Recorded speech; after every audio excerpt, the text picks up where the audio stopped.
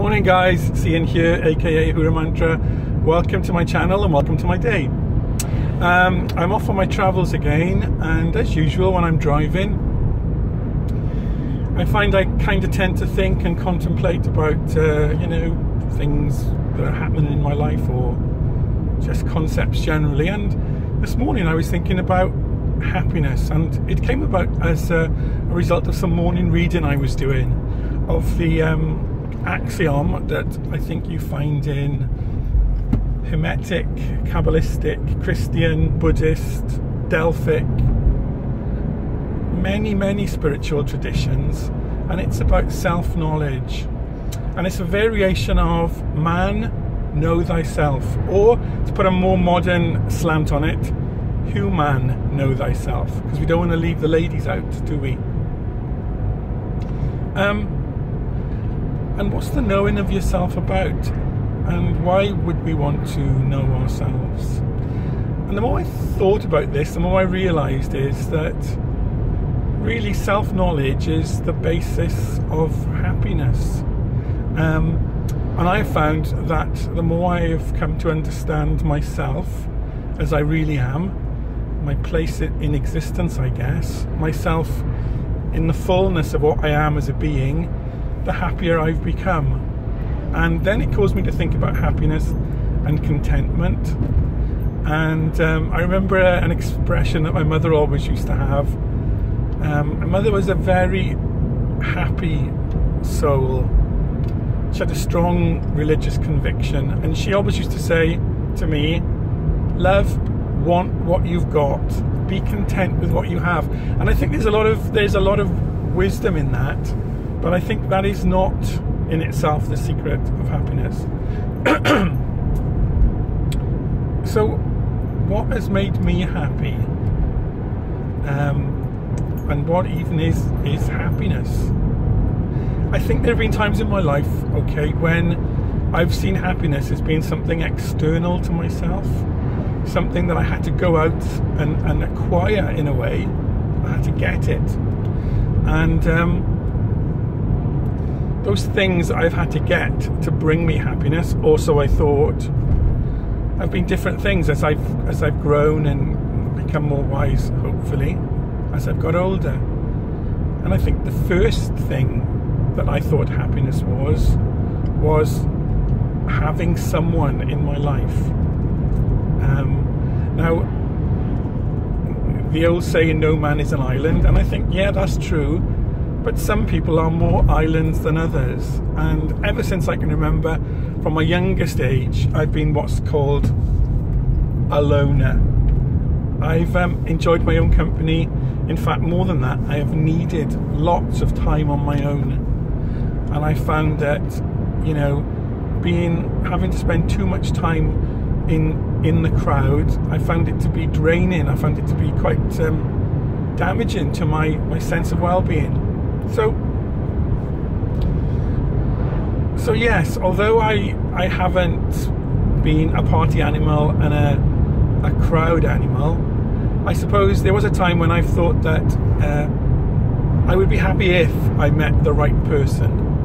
And then of course through my life I've met lots of people, some who have become partners, and they have brought happiness into my life, or a kind of happiness, but they've also brought sadness and sorrow, which is all our life experience, isn't it? It's the richness, it's how we gain our spiritual evolution through experience in life, in its bliss and in its torment. That's what we're here for. We are here to experience life in its fullness and to extract from it every drop of teaching, that we might be more than we were before we came into this life. You can see me going down my rabbit holes again, can't you? Sorry, back to the point. Yeah, so for a while I thought it was people that would bring me happiness, but I learned that wasn't the case. It isn't people. And then for a while I thought it was things, if I had material possessions. And yeah, it is nice having material possessions, and even to this day I like going out and purchasing things. I enjoy having material things. But as I've got older, I've realized, no, that doesn't bring happiness. That brings a degree of pleasure, but that isn't happiness, at least not to me. So then, what does bring happiness, and what do I think happiness is? I think for me, happiness is a sense of understanding myself and accepting myself, and in the process of understanding myself, if there are things that I see that don't make me feel proud to be me, then what will I do about that?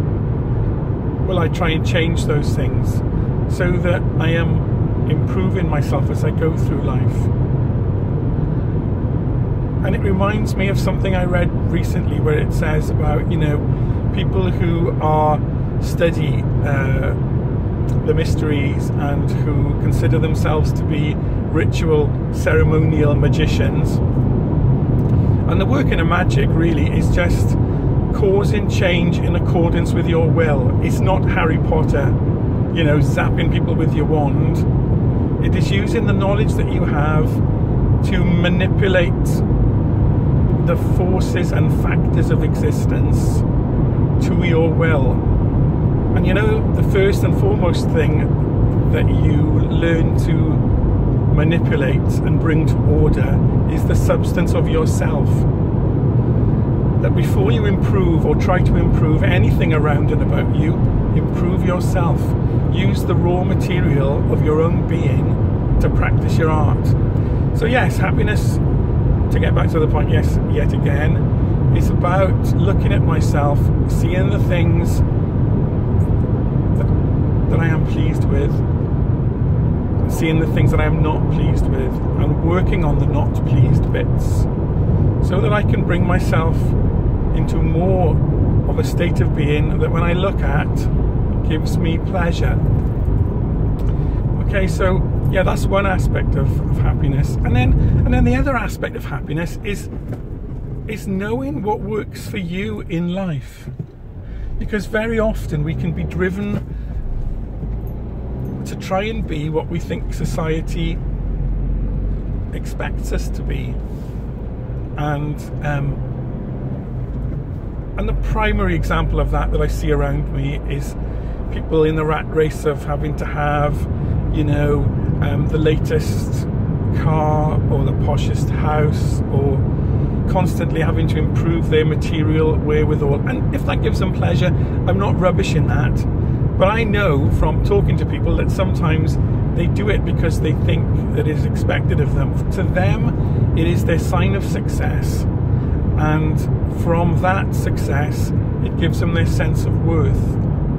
Okay, so you can never truly be happy if your being is dictated by what you think other people expect of you, what society expects of you.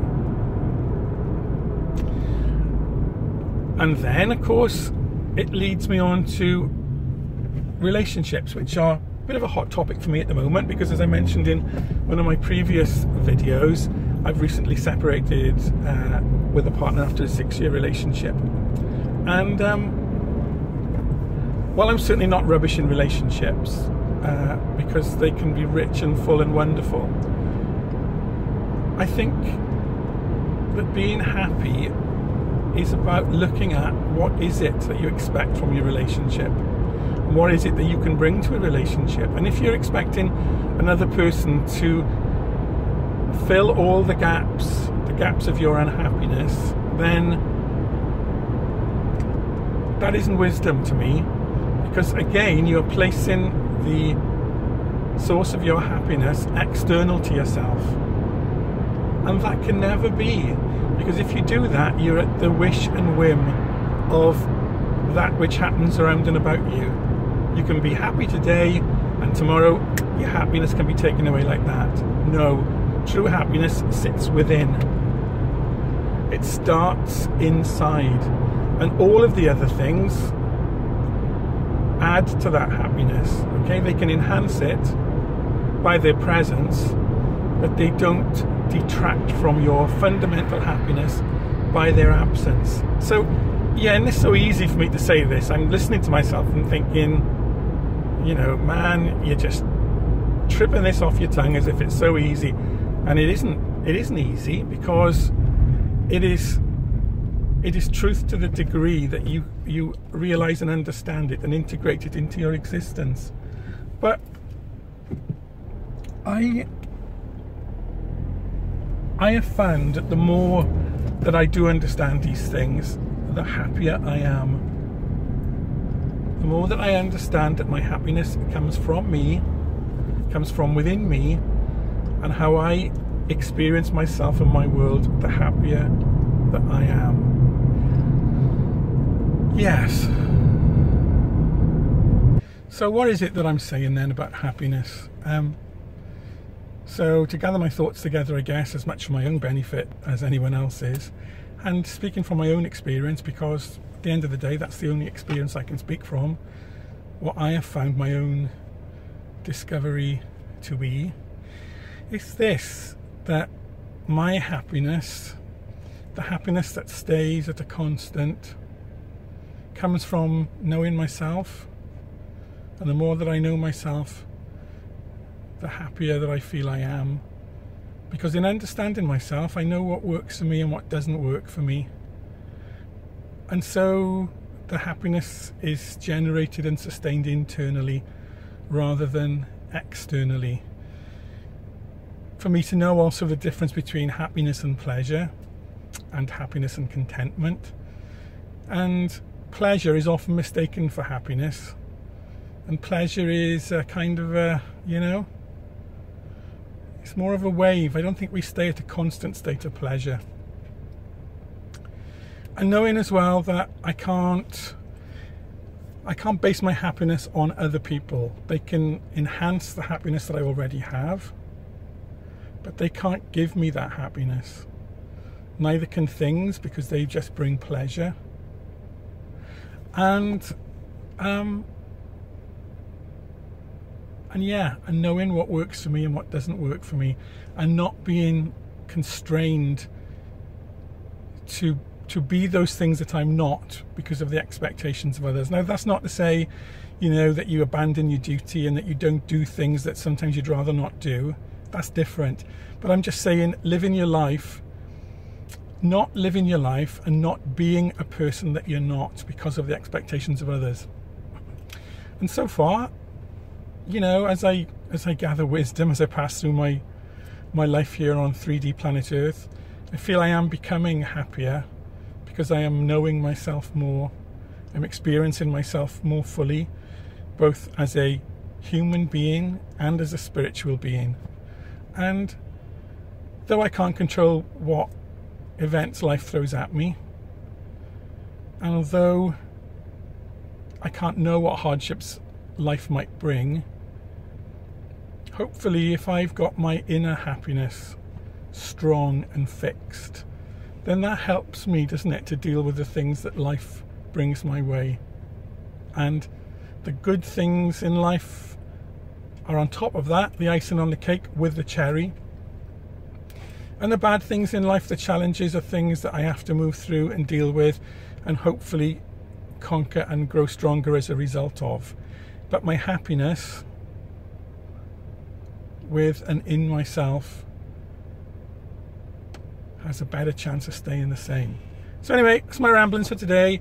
And speaking of pleasure, I've just bought myself a new pair of jeans, a t-shirt and a pair of sunglasses. So at the moment, my happiness is there and my pleasure is there as well. And I'm now off to have a bite to eat somewhere. So, you know, that'll be more pleasure. Anyway, great to chat to you guys, and I'll catch you very soon. Bye for now.